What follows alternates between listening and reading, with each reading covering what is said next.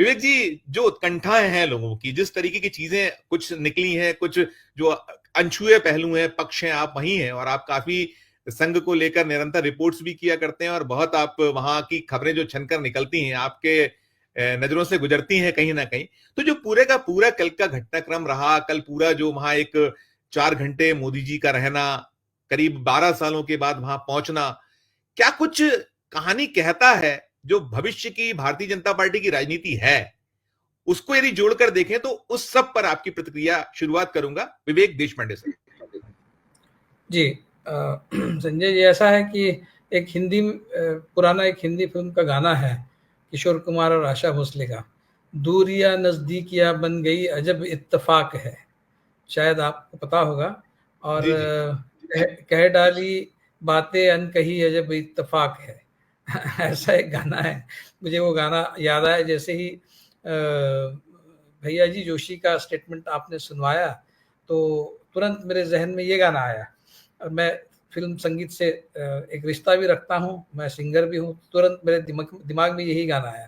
तो ये जो दूरिया नजदीकिया बन गई, ये अजब इत्तेफाक आरएसएस के बारे में इसलिए है, आरएसएस और मोदी के संबंध के बारे में इसलिए कि कल तक यानी कुछ एक 4-5 महीनों के पहले तक दोनों के बीच में जिस तरह की झटपट चल रही थी, जिस तरह का मनमुटाव था, वो सबके सामने था।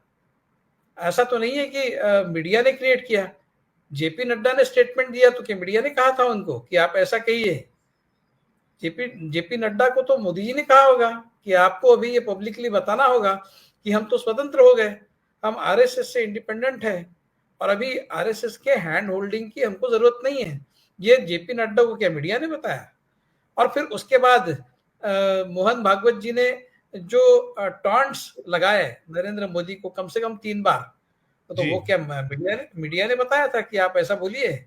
तो ये तो संघ का एक तरीका है बात को टाल देने का। और जिस तरह से वो उतना एक बात कह के तुरंत वहां से निकल गए, उस पर से ही स्पष्ट होता है कि मनमुटाव तो था, लेकिन अब उसकी चर्चा नहीं करनी है उनको। नहीं, वटपक्ष वाली बात को उन्होंने कहा कि हाँ वटपक्ष हैं हम, यानी कि आपको हमारे नीचे ही रहना होगा आप, ये तो क्लियर। बिल्कुल। तो वो उनको जो जताना था इतने दिनों से कि भाई संघ का प्रॉब्लम ये था मोदी जी के साथ में कि संघ नहीं चाहता, संघ की जो कार्य पद्धति है और जिस एक प्रिंसिपल को लेके संघ चला है 1925 से आज तक 100 सालों की जो जर्नी है संघ की जो आइडियोलॉजी है, वो अब आम भारतीय को इमीडिएटली एक्सेप्टेबल कभी भी नहीं थी। वो तो प्रोपेगेंडा के जरिए इतने साल लोगों के जहन में वो विष उन्होंने उतारा है, तब जाकर एक क्रिटिकल मास लोगों का उनके तरफ आया है, उनके पास आया है। जैसे महात्मा गांधी का असर था, जो एक बहुत ही नेचुरल ऑर्गेनिक तरीके से महात्मा गांधी से लोग जुड़े थे, उस तरह से संघ से इस देश की जनता कभी भी नहीं जुड़ी। एक दूरी संघ की और भारतीय जनमानस की हमेशा बनी रही। वो तो प्रोपेगेंडा और सारे 100 साल का एक अथक प्रयास संघ के लोगों ने किया, जिसके चलते आज एक क्रिटिकल मास सपोर्टर्स का उनके पास है। तो ये जो संघ का एक कैरेक्टर है, वो भारतीय जनमानस के जहन में बैठने वाला कभी भी नहीं था। आज जाकर वो स्थिति में पहुंचे हैं, तो वो इसलिए पहुंचे हैं कि उनका संगठन के प्रति जो कमिटमेंट है, संगठन को सर्वोपरि रखने का जो उनका जो तरीका है, जो एक मेथोडोलॉजी है, उस मेथोडोलॉजी में नरेंद्र मोदी ने सेंध लगाई थी। वो इस तरह से कि नरेंद्र मोदी केंद्र में आ गए थे पूरे संघ परिवार के, और संगठन जो है वो द्वियम बन गया था। नरेंद्र मोदी संघ को बहुत ज्यादा अहमियत नहीं देते, संघ से दूरी बनाए रखते हैं, संघ के बारे में कभी एक थैंक्स गिविंग उन्होंने किया नहीं, वो संघ के मुख्यालय में आए नहीं। ये सारी बातें संघ के लिए दुय्यम है, इनसे संघ आहत नहीं होता। संघ आहत इस बात से हुआ था कि संघ के पूरे कार्यकलाप में, संघ परिवार के केंद्र में संगठन न होते हुए, जो कल तक संगठन था वहां पर नरेंद्र मोदी जाके बैठे, संगठन सेकंड फिडल हो गया है। तो इस बात से संघ बहुत चिंतित था कि अगर ऐसा ही चलता रहा तो संघ की पूरी जो व्यवस्था है वो कोलैप्स हो जाएगी। संघ की पूरी व्यवस्था बनी हुई है संगठन को केंद्र में रखने की वजह से ही। जहां पर एक व्यक्ति केंद्र में आ जाए और संगठन पूरा उसके इर्द गिर्द घूमने लग जाए, वहां पर संघ के लिए एक अलार्म बेल की स्थिति बन गई थी, और उससे संघ ज्यादा चिंतित था।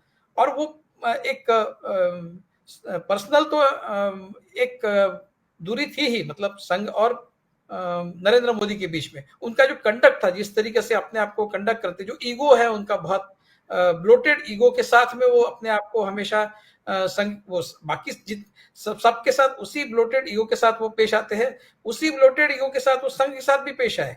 उसके पीछे उनका एक पूर्वानुभव भी था।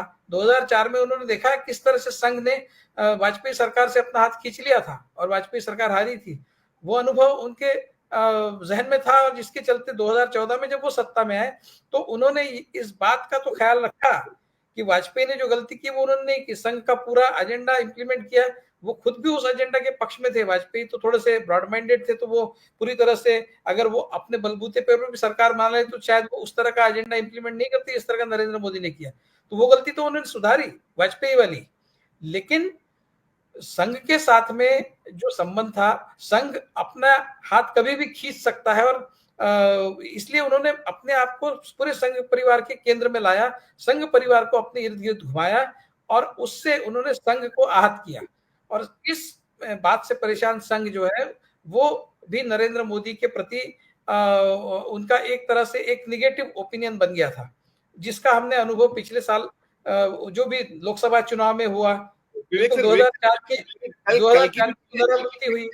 जी नहीं, कल की जो बातें निकलती हैं तो आपको लगता है कि कुछ क्या रिश्तों में कुछ जो एक दरार थी उसमें कहीं पटी है, कहीं कुछ उसमें? जी जी, मैं उसी पे आ रहा था कि 2004 में जो हुआ, थोड़े बहुत फर्क से 2024 में संघ ने वही किया, सिर्फ इतना किया कि 2004 में जो गलती की पूरी तरह से हाथ खींच लिया, वो 2024 में नहीं किया।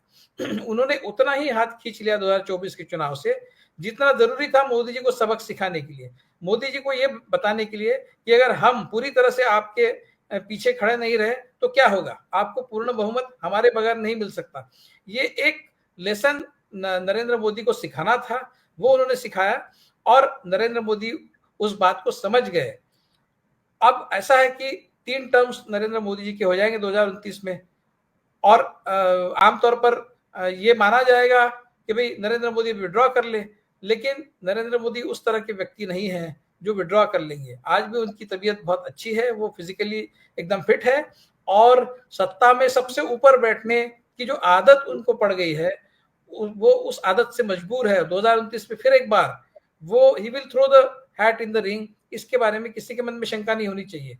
इसलिए जो अनुभव पिछले साल संघ की तरफ से उनको आया, उस अनुभव से वो सीखे हैं, और संघ के साथ वो सुलह करने के लिए तैयार हो गए, और उस ये जो है वो सुलह की शुरुआत है, वो सुलह दोनों के बीच में हो चुकी है। लेकिन इसका मतलब ये नहीं कि संघ 2029 में भी नरेंद्र मोदी के पीछे खड़ा रहेगा। बिल्कुल बिल्कुल, मैं किसी दोबारा व्यक्ति को प्रधानमंत्री बनाना ये संघ का प्रोजेक्ट नहीं है। किसी व्यक्ति के लिए अपनी पूरी ताकत लगा देना ताकि वो प्रधानमंत्री बने, नरेंद्र मोदी को प्रधानमंत्री बनाना है या फिर किसी और को प्रधानमंत्री बनाना है, ये संघ का प्रोजेक्ट नहीं है, ये संघ का फोकल पॉइंट कभी भी नहीं हो सकता।